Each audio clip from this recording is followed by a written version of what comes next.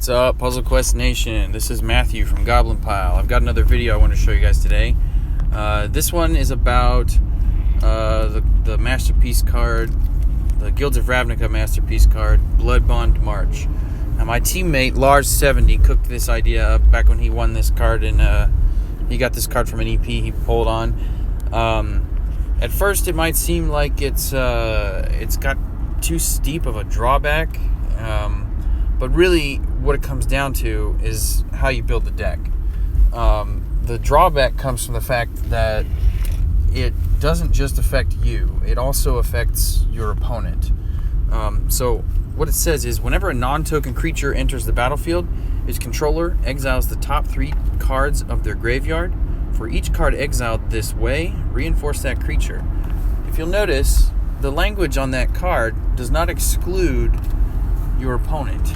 It also affects them. So if you're not careful when playing with this, you can get overwhelmed very easily. The key to taking advantage of it is to win quite quickly and quite suddenly. So in order to do that, Lars came up with this deck. So you know Bloodbond March. It also has Stitch in Time, another Ravnica Masterpiece. It gives you extra swaps, at least 1, up to 3 total. Then there's Blue Sun Zenith, which is just ridiculous, and I don't know why they printed this card and why it hasn't been changed. I'm not complaining, but it's ridiculous.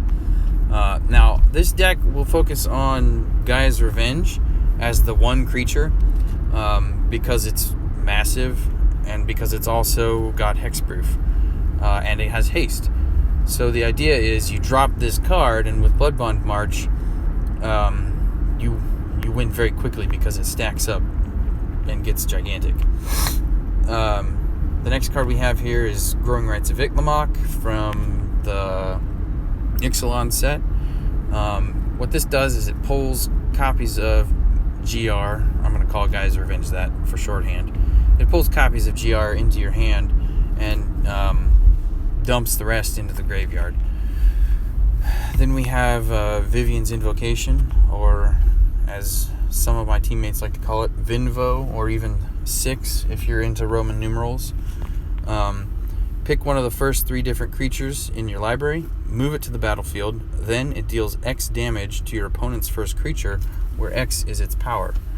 That acts as both removal and another way of dropping fat stacks of GR. The next card we have after that is Thaumatic Compass.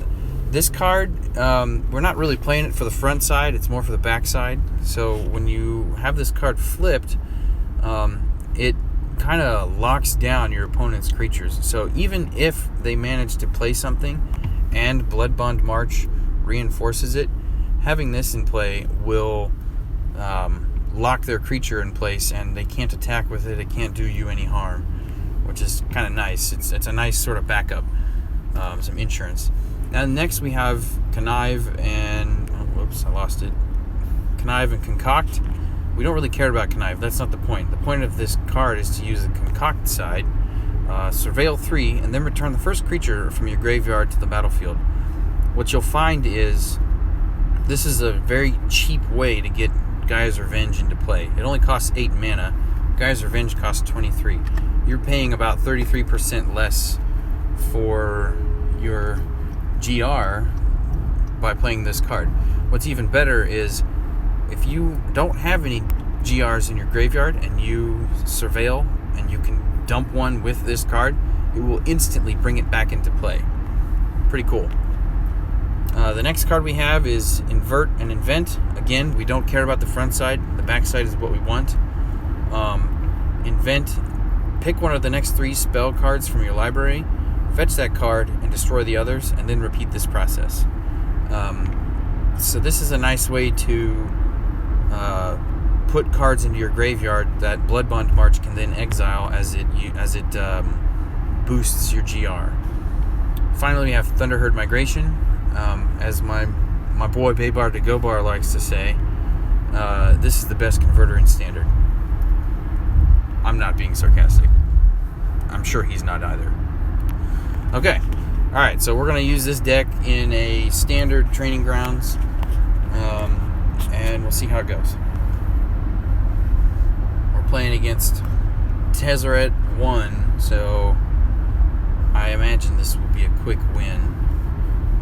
I don't foresee it being too difficult. Okay, so we wanna fish out Guy's Revenge. I think focus on. I'm not gonna be terribly concerned with my swaps unless there's just something very obvious out there that I need to take. Let's see, I got an invent here that might help dig out some copies of Bloodbond March, which is really what we want to get into play more than anything.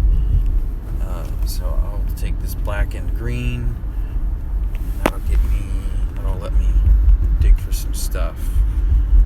Take another one of those, keep that, and I'll do Zenith. Yeah, let's do that.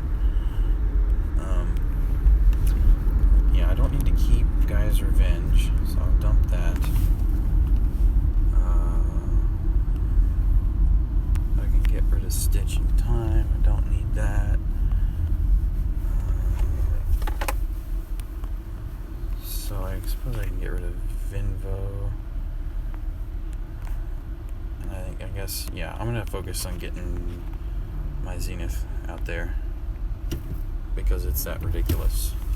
So I'm going to take this, maybe get a couple, get some extra. We'll just not now that. I don't know why the AI is just so stupid lately. Okay, cool. Bloodbond March. Awesome. That's what we wanted. Yeah, I'm gonna take a bet here and say that I get another Bloodbond March by casting Zenith. So we'll see what happens. Hey, look at that. Look at that. Look at all that. That's nice. So next turn, we will be able to do exactly what this deck tries to do.